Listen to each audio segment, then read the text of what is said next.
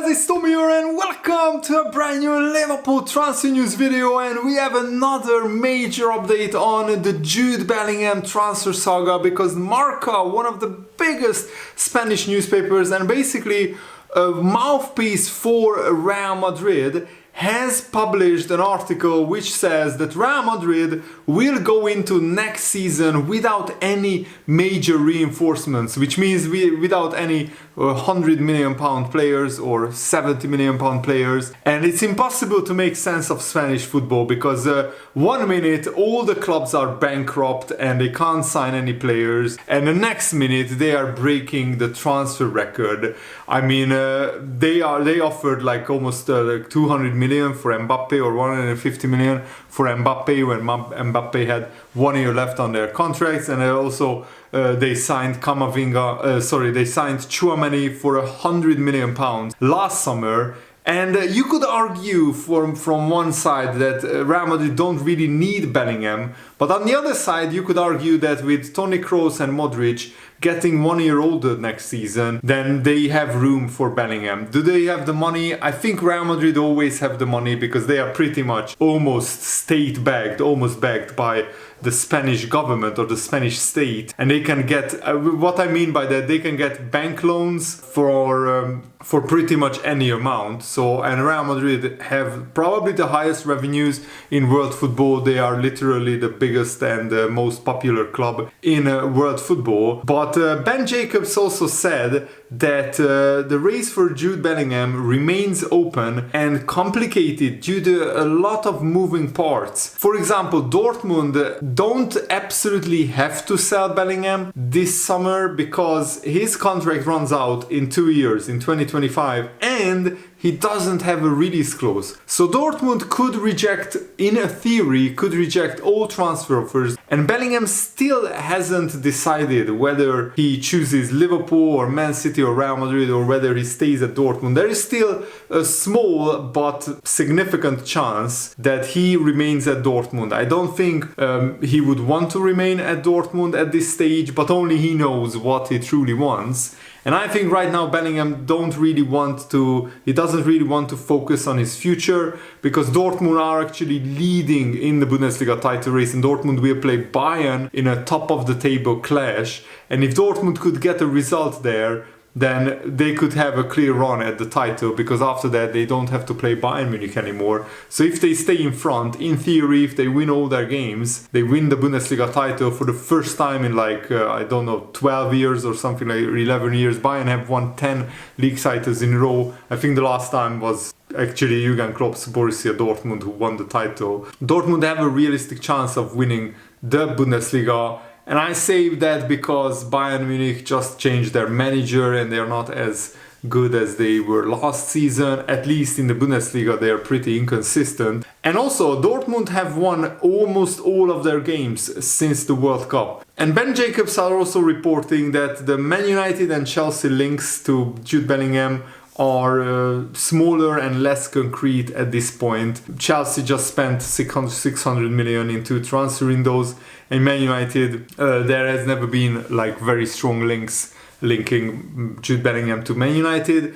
And I think the fact that Gerrard was Liverpool, the boyhood idol of Jude Bellingham, the Liverpool legend, I think we can safely speculate that Bellingham has a soft spot for Liverpool, and also Man United will probably spend a huge amount of money on a traditional striker, a traditional number 9. But if Man United get a new owner and the Qataris buy Man United, that's the worst case scenario for the rest of the league, because Man United will have almost unlimited amounts of money. That doesn't mean they will dominate English football, because I mean, even Man City can't like dominate English football for 10 or 15 years, because there are always teams coming up and challenging at the top. I mean, look at Arsenal this season. Who would have thought last season that Arsenal would be 8 points clear of Man City at this stage? Yes, Man City have a game in hand, but still, it's amazing. And Jordan Henderson is actually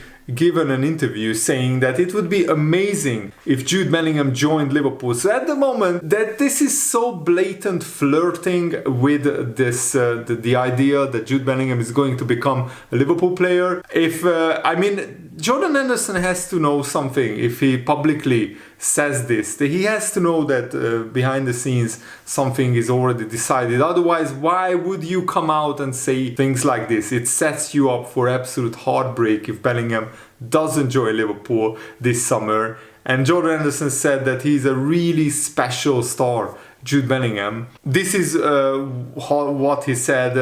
Bellingham is doing really well at Dortmund. Dortmund is a really good club, playing Champions League all the time, week in, week out. That's really helped him. I'm sure he will sit down with his family and in the future to decide what route he wants to take. Whatever route that is, or whatever club that is, that will be a lucky club to have him. His potential is through the roof, really. He can be as good as he wants to be, but he has got the right mentality, which is the most important thing. He's really special, and I can't believe his age and his mentality. He's only 19 years old, yet he applies himself to training and games and everything. I've never seen it before, so I'm pretty confident that he will be a pretty good player for many years to come. I've said it before, we just need to be careful not to apply too much pressure on him, but just let him play football. When you do that, you can see what he does for Dortmund when he comes here for England. Every time he puts on an England shirt, he grows and is getting better and better. There are things he can improve on, but the platform and the basis he has got, he can go as high as he wants to.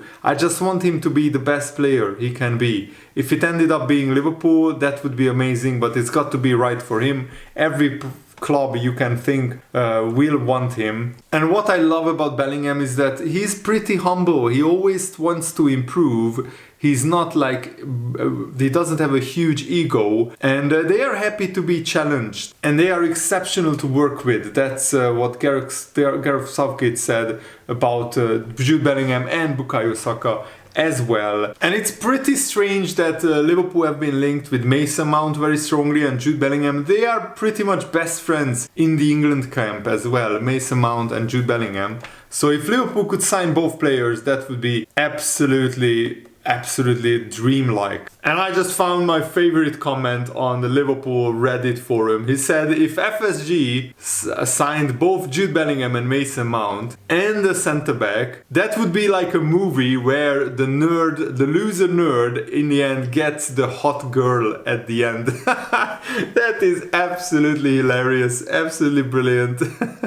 I just love reading the Liverpool fans' reactions to these news. It's absolutely brilliant entertainment. I think Liverpool need at least two midfielders who are ready to start from next season at Liverpool. So if we signed Jude Bellingham and Mason Mount, maybe we can get away with not signing a third midfielder, and then we can sign a centre-back. That's definitely a must as well, because the drop-off is too huge after Konate or Van Dijk has to miss some games. What is also very important is that Fabinho returns to top form next season. I think Liverpool will give Fabinho at least one more season to prove that this season was like a blip, a one-off in his career, and he can still get back to his best. And we also have Bajcetic to have as a backup defensive midfielder, but both Henderson and Thiago are not great defensive midfielders. So if Fabinho doesn't get back to great form next season, then Liverpool will struggle, because we can't expect Bajcetic, an 18-year-old kid, to dominate the Premier League in the defensive midfield role. And that's why I think that Jude Bellingham and Mason Mount might not be enough. Yes, we have Harvey Elliott, we have Fabio Carvalho, we have Thiago as well, but Harvey Elliott still very young, Fabio Carvalho very young as well, Thiago is injury prone, Henderson is injury prone, and I'm not sure that he is good enough anymore. So it's a very delicate balancing act, I think. David Ornstein is also reporting that James Milner could not get or might not get a new contract at Liverpool, because Liverpool are yet to open talks with James Milner, even though Jurgen Klopp wants Milner to stay. He signed a one-year extension last summer on reduced wages, and he plans to continue to play football. Of course, he wants to stay at Liverpool. Jurgen Klopp wants him to stay. Liverpool at the moment still haven't given at least unless there is a major new development about this lately. I checked the news this morning and there was no news about Milner's contract extension. So Milner might be a free agent, and I think his best move would be, if he becomes a free agent, to go back to Leeds United where he started his career. Leeds United hopefully will be still in the Premier League, and that could be a really good final chapter in James Milner's career. And there is an argument to be made. If James Milner stays, he might transition into the coaching team. Being such a brilliant leader and role model in the dressing room, Milner becoming an assistant coach to Jurgen Klopp could only help Liverpool. And just to put into context why Liverpool are keeping a 37-year-old James Milner around and why Jurgen Klopp wants him to stay, he's basically a model professional. You won't find a better example on how to look after yourself on the pitch and off the pitch and be a role model to the youngsters, the kids like Harvey Elliott, Carvalho, Curtis Jones, Reynolds, and they can all learn from James Milner. Also, he's fluent in Spanish, so he can pretty much translate to Luis Diaz and Darwin Núñez. And also, Jurgen Klopp said that sometimes Milner can get his message across better than Jurgen Klopp himself in some circumstances. And James Milner also goes to watch the Liverpool under-23s, the under-21s. And he's just a brilliant leader on the pitch and off the pitch. And yes, we don't want him to play every game, but whenever James Milner plays, he's never usually the worst player on the pitch. He's always in the middle or among the top 5 performers. And of course, most of his qualities are also worthy of a coach, not just as a player. And yes, James Milner is not world class, he isn't great, but he hasn't played poorly this season either, like some of our midfielders. I would say Fabinho, Henderson, Trent Alexander-Arnold had a much poorer season than James Milner himself. James Milner always puts in a steady 6 or 7 out of 10 performance. So that's why I would be leaning towards Liverpool extending James Milner's contract by another year on a reduced wages. It wouldn't cost a lot, and the way that he leads off the pitch and the way that he shows how professional you need to be if you want to make it to the top is, I think, a very, very good role model for the younger players. What do you think about Dean Jones also saying that Liverpool made a mistake selling Sadio Mane? But I don't think it was Liverpool's decision. Sadio Mane wanted to go. He even wanted to go 1 year before we actually sold him to Bayern Munich. So actually Mane gave us 1 more year out of his career, and he helped Liverpool win the FA Cup, the League Cup, get to the Champions League final, and he's a Liverpool legend. But Dean Jones said, I know Liverpool have had injuries and other things to contend with this season, but the fact that Salah hasn't been delivering goals consistently and Mane wasn't there to weigh in with other goals, I think it's just really cost them. And I think in the past that's probably been covered up a little bit when that's happening. Yes, Salah had some hot streaks and some cold streaks, but I don't think you can blame Mane's departure